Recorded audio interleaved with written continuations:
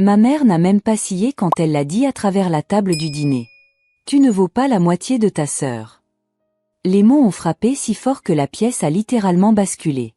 J'ai repoussé ma chaise, sentant chaque année que j'avais dû se resserrer dans ma poitrine et j'ai dit. Alors elle peut commencer à payer votre loyer. Les fourchettes se sont figées. Mon père a blêmi. Loyer? Quel loyer? A-t-il chuchoté comme si la vérité risquait de l'avaler tout entier.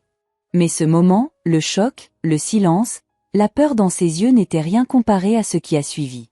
Parce que le vrai secret n'avait pas encore été révélé. Je m'appelle Nora Ellis, et pendant la majeure partie de ma vie, j'ai été la silencieuse dans une famille qui n'arrête jamais de parler de ma sœur.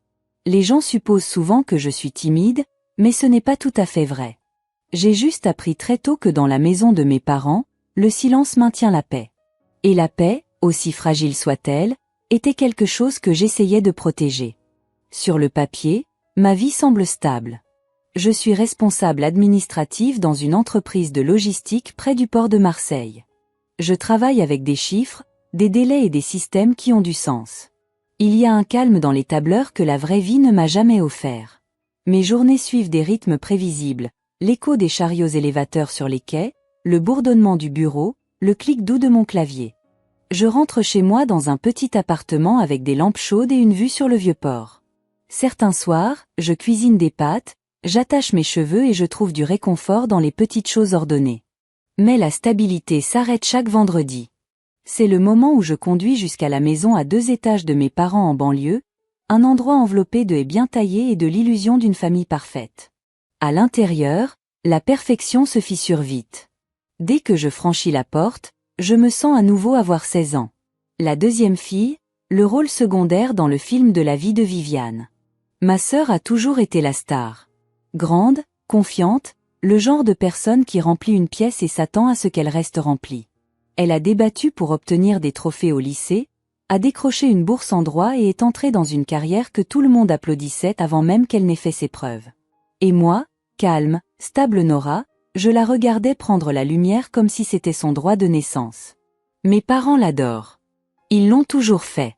À chaque réunion de famille, chaque fête, chaque dîner, il brandit ses accomplissements comme des offrandes. Les nouvelles affaires qu'elle a gagnées, les promotions qu'elle a obtenues, la maison qu'elle a achetée, ses projets, ses vacances, son potentiel. Et puis il y a moi, Nora, qui paie ses propres frais de scolarité à 17 ans. Nora, qui cumule 2 boulots à la fac. Nora, qui ne demande jamais d'aide. J'ai appris à ne pas le faire. Ce n'était pas que mes parents ne m'aimaient pas. Ils préféraient juste l'histoire la plus bruyante. Pourtant, je continuais à venir chaque vendredi parce qu'ils insistaient. Mon père disait toujours, « Cette famille a une place pour toi. Ne la laisse pas vide. » Mi-plaisantant, mi-sérieux.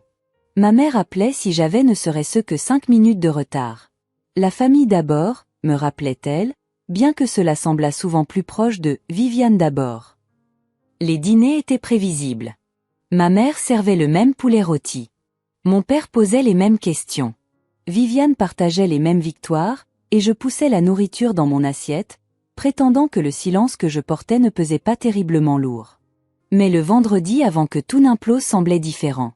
Ma mère continuait de me lancer ses regards inquisiteurs et tranchants. Viviane était d'une humeur inhabituellement triomphante, comme si elle savait quelque chose que j'ignorais. Même le sourire de mon père semblait trop étiré. Je l'ai senti alors, une tempête se préparant sous le cliquetis poli de la vaisselle. Je ne savais juste pas qu'elle me frapperait en premier. Ce dîner du vendredi a commencé comme tous les autres, mais il y avait une lourdeur dans l'air que je ne pouvais nommer.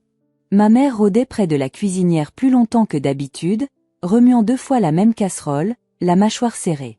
Viviane faisait défiler son téléphone avec un sourire si suffisant qu'il semblait répéter. Et mon père continuait de s'éclaircir la gorge comme il le fait quand il se prépare à faire une annonce. J'avais vécu assez de vendredis pour savoir quand quelque chose arrivait, mais j'ai essayé de l'ignorer. J'ai mis la table, aligné les couverts, prétendu ne pas remarquer la tension s'accumulant sous chaque respiration. Quand nous nous sommes enfin assis, la conversation, comme toujours, s'est tournée vers Viviane. Elle présente à une conférence la semaine prochaine, a dit ma mère fièrement. Ils l'ont demandé. C'est pas quelque chose, ça? Elle a toujours été exceptionnelle, a ajouté mon père, lui donnant un sourire digne d'une affiche électorale. Viviane a haussé les épaules avec une fausse modestie. Eh bien, ils reconnaissent le talent quand ils le voient. J'ai mâché lentement, avalant un mélange de poulet et de ressentiment. J'avais passé la journée entière au travail à réparer un gâchis financier laissé par quelqu'un d'autre, mais cela n'arrivait jamais jusqu'à la table du dîner familial. Mes réussites vivaient tranquillement dans les coins de la maison de mes parents, coincées entre les factures et les listes de courses oubliées. J'ai essayé de changer de sujet. J'ai dirigé un gros projet au travail cette semaine. Mon directeur a dit, mais ma mère a agité la main. Tu te débrouilles bien, Nora, mais le travail de Viviane impacte des centaines de personnes. C'est différent. Cette pique, petite, tranchante, intentionnelle, a atterri exactement là où elle le voulait. J'ai baissé les yeux sur mon assiette, me rappelant de continuer à respirer. C'était juste un autre vendredi, me suis-je dit. Une autre soirée à avaler ce que j'aurais voulu dire. Mais alors mon père s'est penché en arrière, expirant avec un soupir dramatique. En parlant de maison, a-t-il commencé, Viviane nous a aidés à trier des papiers hypothécaires le mois dernier.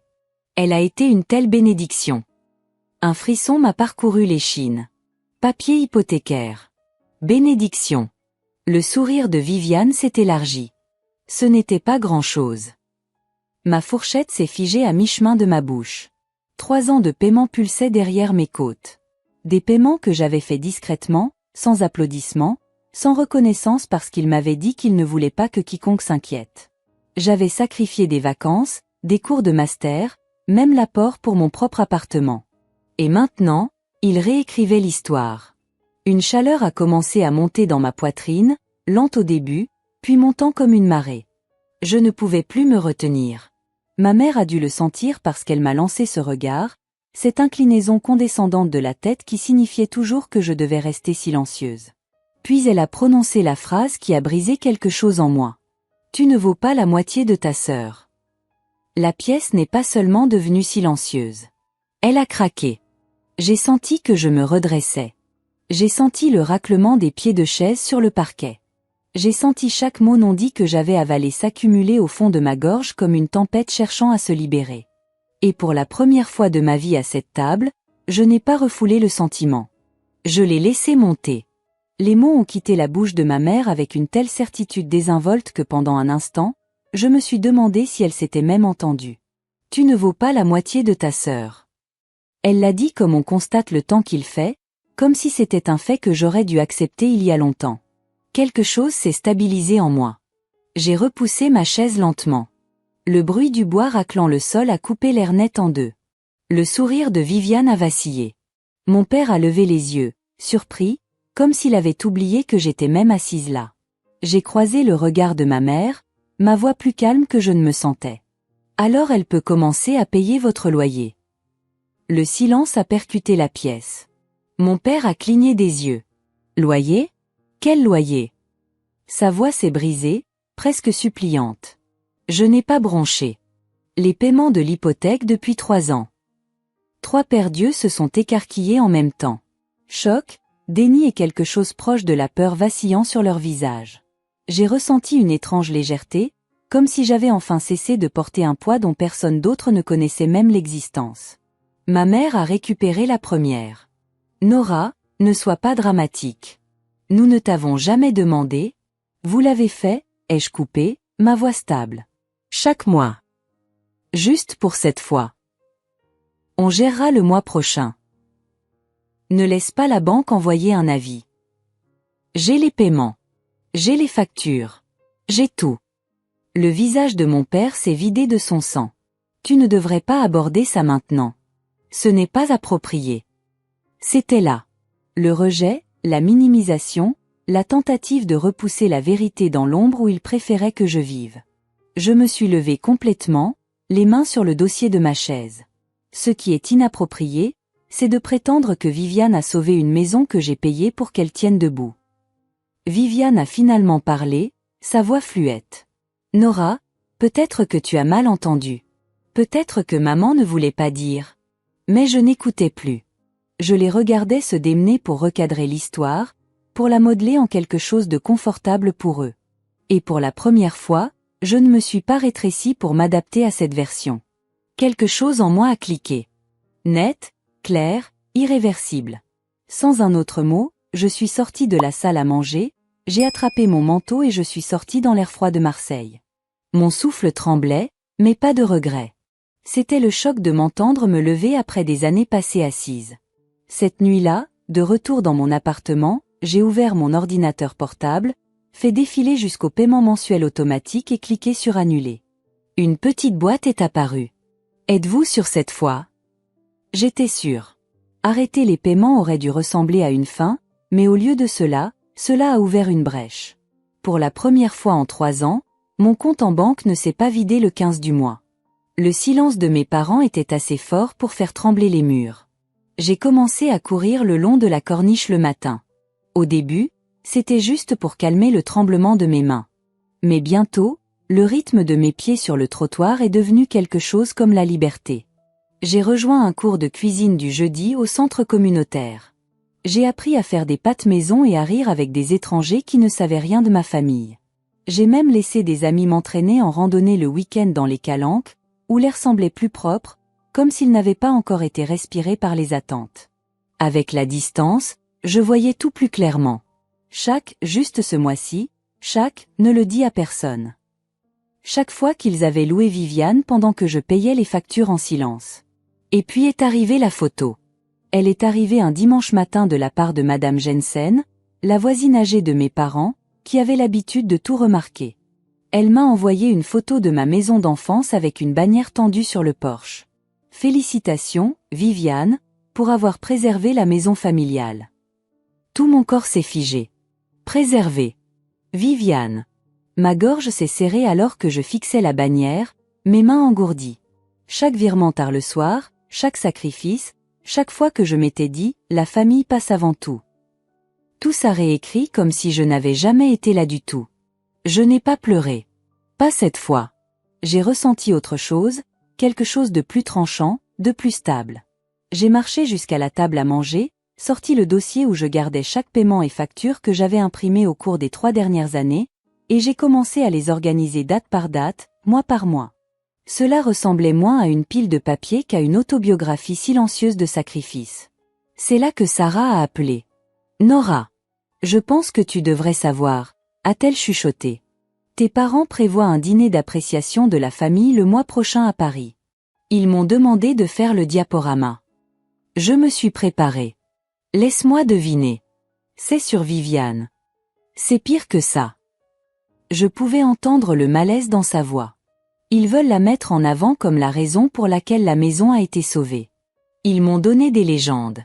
Ils l'appellent l'encre de la famille. Encre, sauveuse, héroïne. Tous des mots que j'avais mérités mais jamais reçus.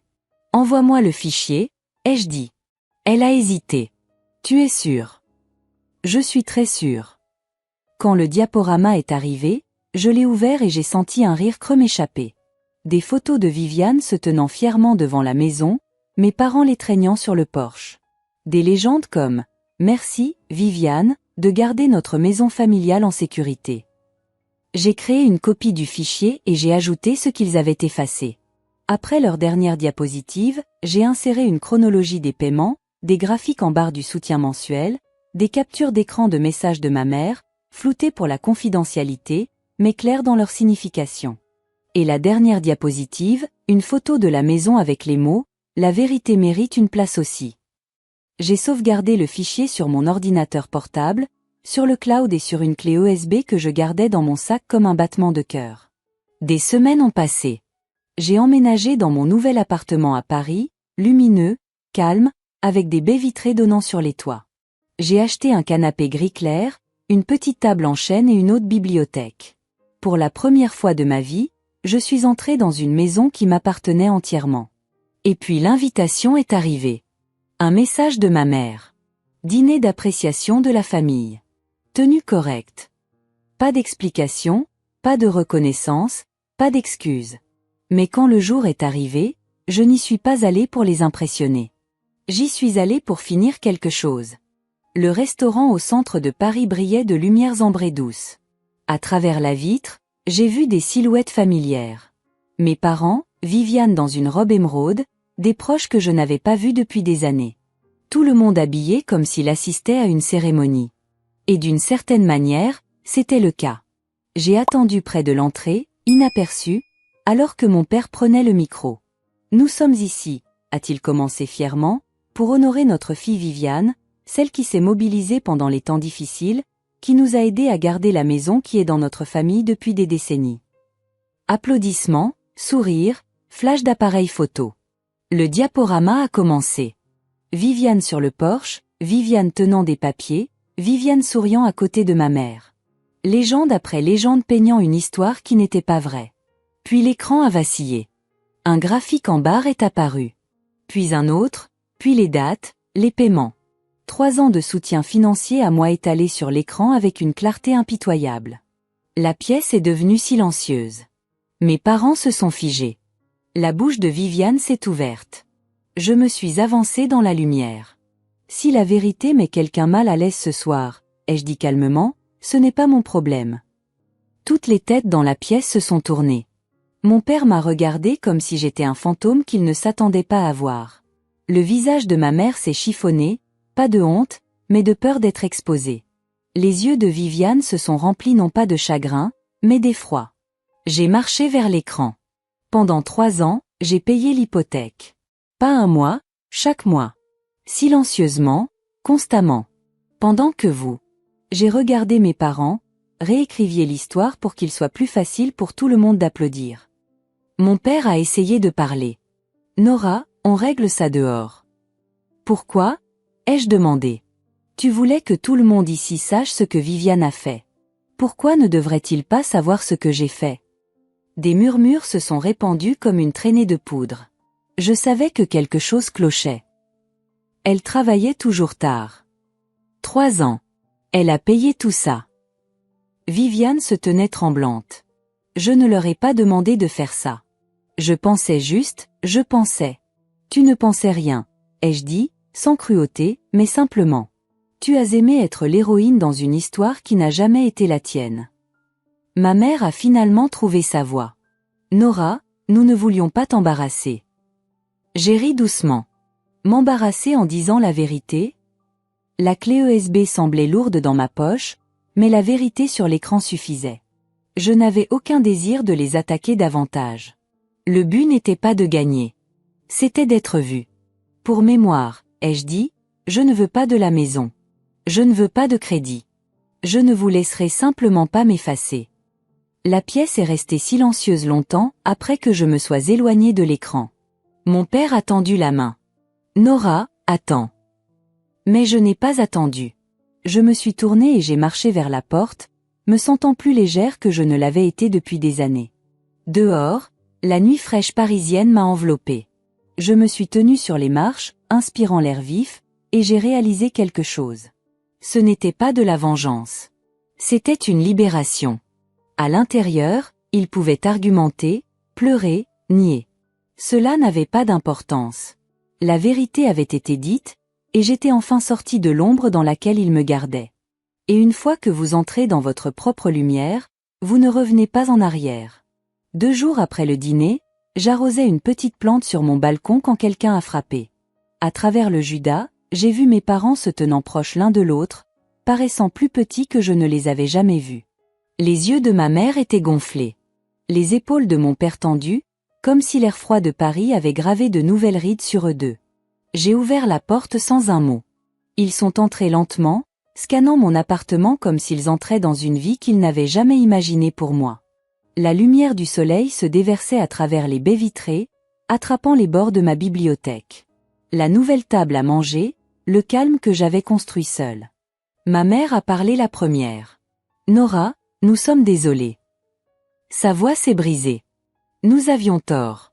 Nous n'aurions pas dû laisser l'histoire devenir quelque chose qu'elle n'était pas. Nous n'aurions pas dû te demander de porter autant toute seule. Mon père a ajouté, nous avons parlé. Nous voulons ton nom sur la maison. Tu l'as mérité. J'ai laissé les mots se poser, non avec amertume, mais avec clarté. Je n'en ai pas besoin, ai-je dit. J'ai une maison maintenant, la mienne.